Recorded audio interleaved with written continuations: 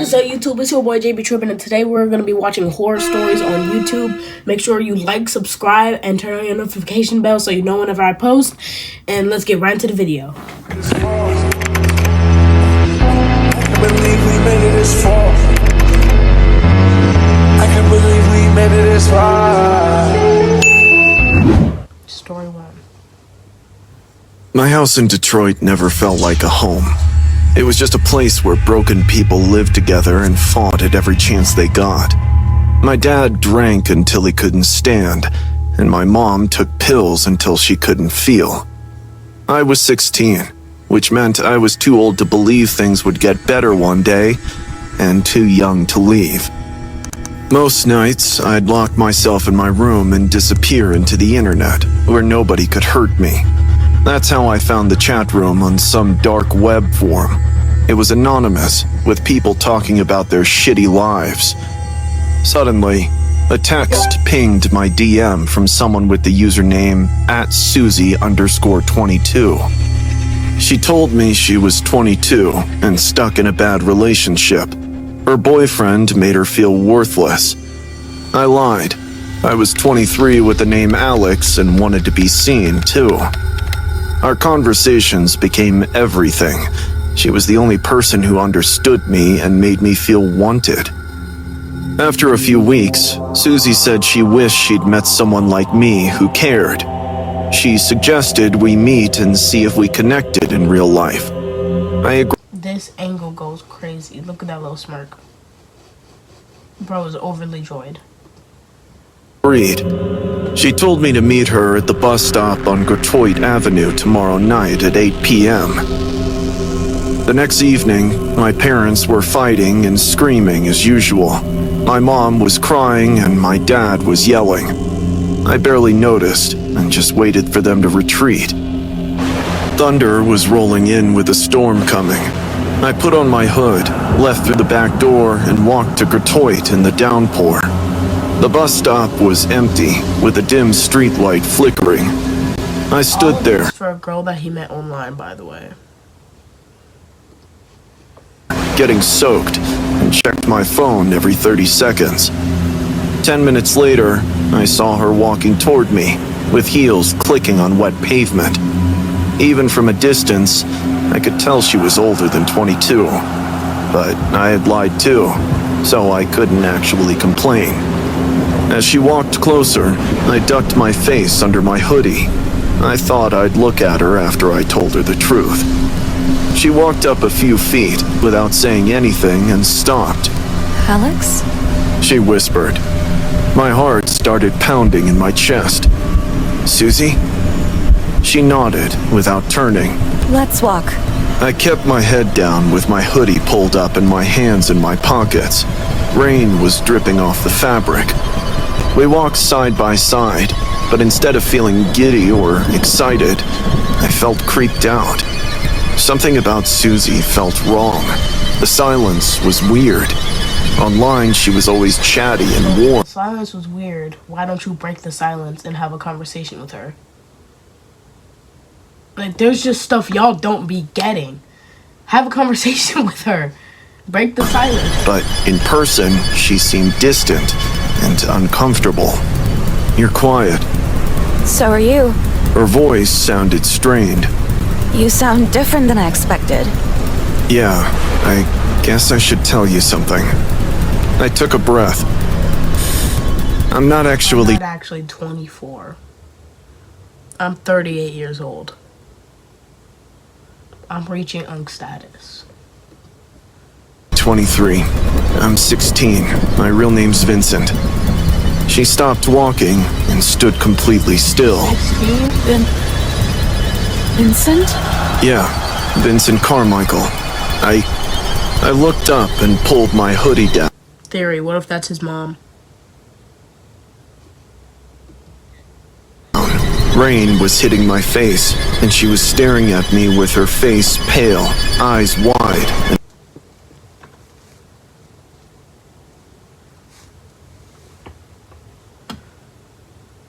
That is his damn mama.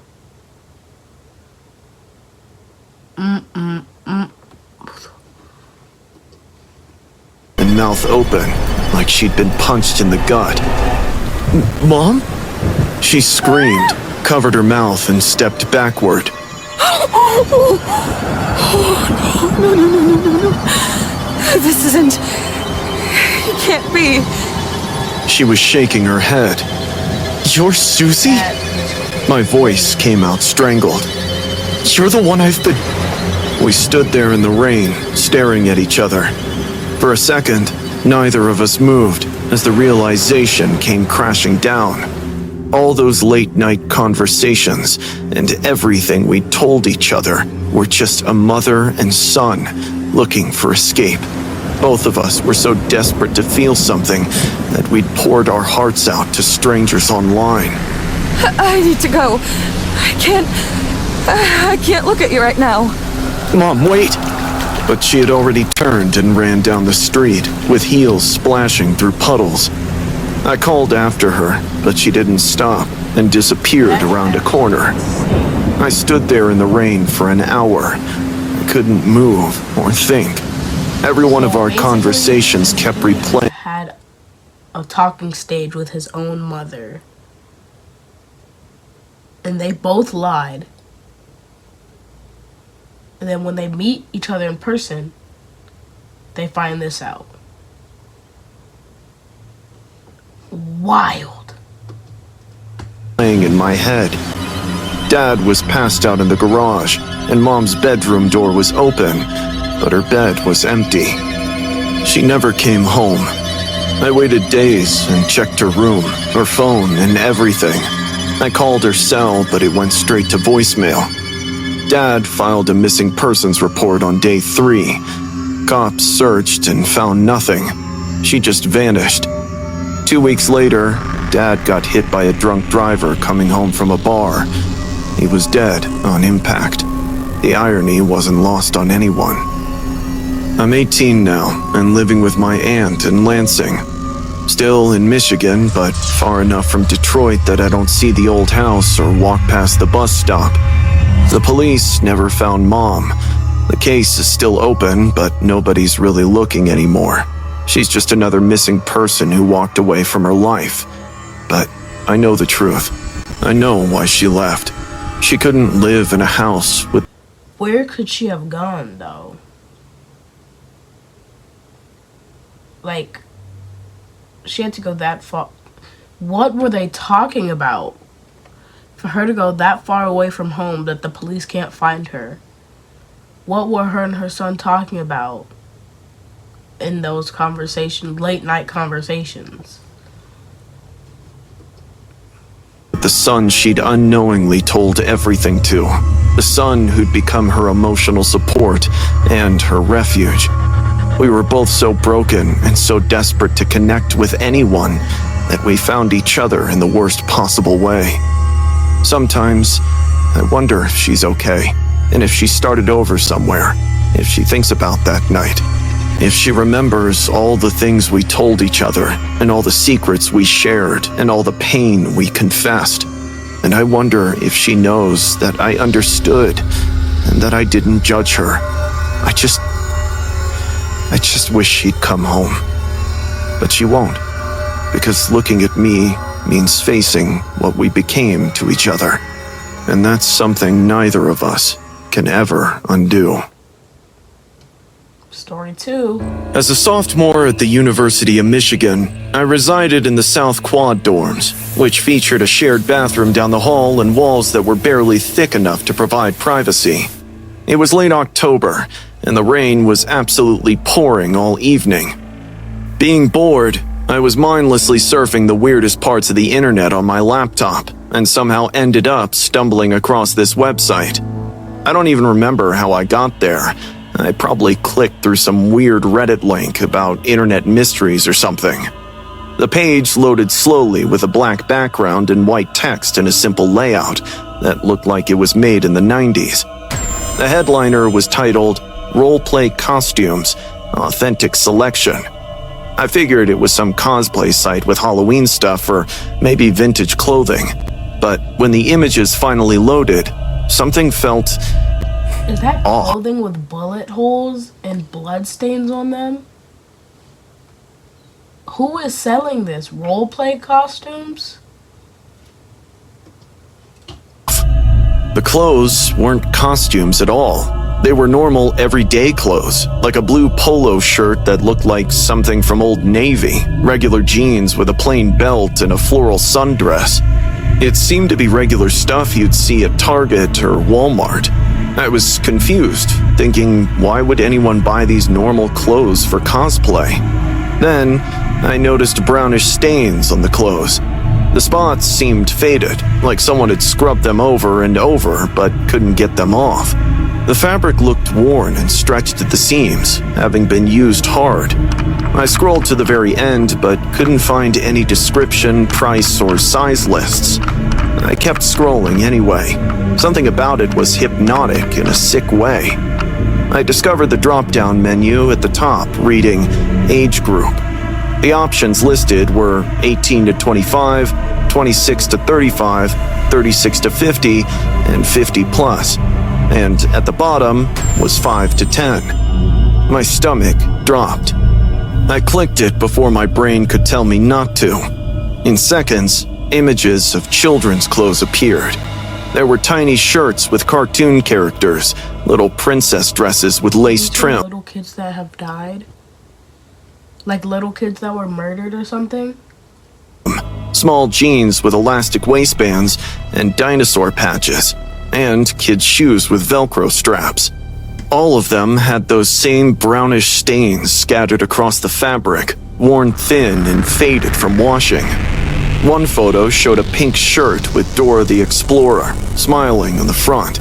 The collar was stretched out, with dark stains around the neck and shoulders. The description box beneath read, "She passed in sleep, didn't struggle much." I felt sick and closed the laptop. It's from kids that died.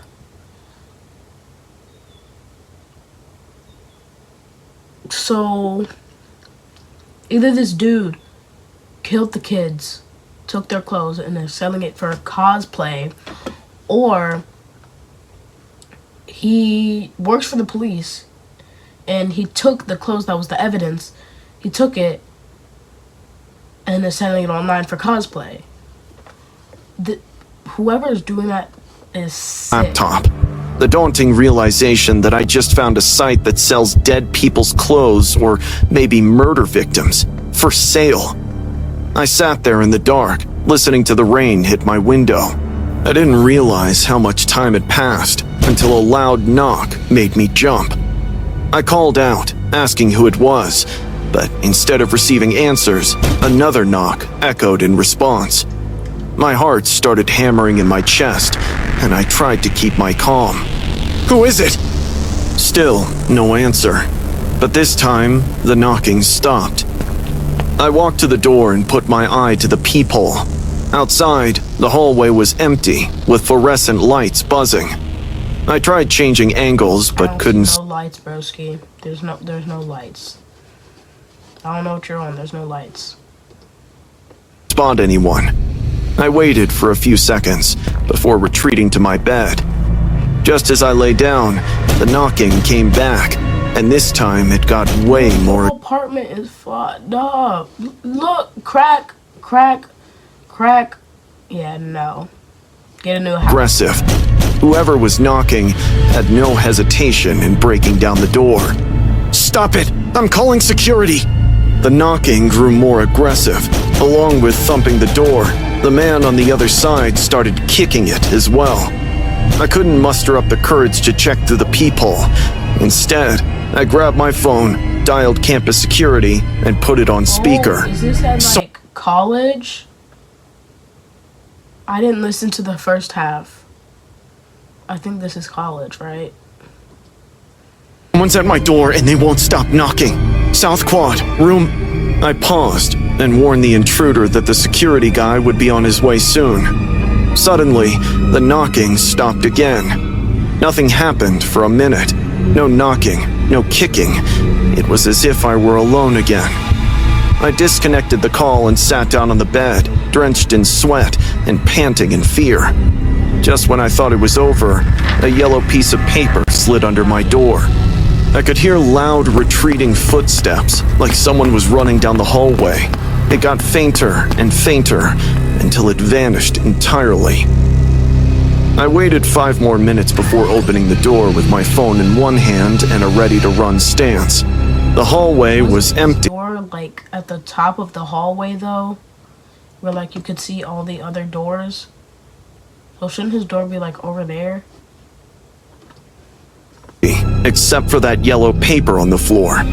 I picked it up. It was a sticky note with 4 words. Whoever gave him that sticky note is trying to kill him, and they're gonna sell his clothes. It's written in black marker. How old are you? My hands started shaking. I just stared at those words. Campus security showed up 10 minutes later and searched the floor and checked the security cameras. The footage showed a tall guy, dressed in a dark red robe, knocking and kicking on my door. His face was covered by the hood of the robe. Overly pounding on that door, bro, and it still ain't break down? How strong are these campus doors? They asked about the note, and I showed them and explained the website. I tried to pull it up on my laptop, but the page was gone, with a 404 error. The security guy took the note and said they'd investigate, and told me to call if anything else happened. I didn't sleep, and kept checking the peephole and watching my door. The rain eventually stopped, but I barely noticed. The next morning, I tried finding the website again. I searched every variation of the name and checked my browsing history, but found nothing. It was as if it had been completely scrubbed. I'm in my junior year, living in a different dorm with a different roommate. The man was never seen around campus that night, but I still think about that website with those stained clothes and the children's section. And I think about whoever was standing outside my door that night.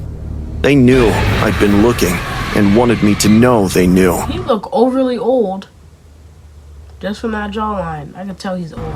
It shakes me up to this day when I try and make sense of how that person found my location so quickly, just because I clicked on a mysterious link leading to a horrifying website.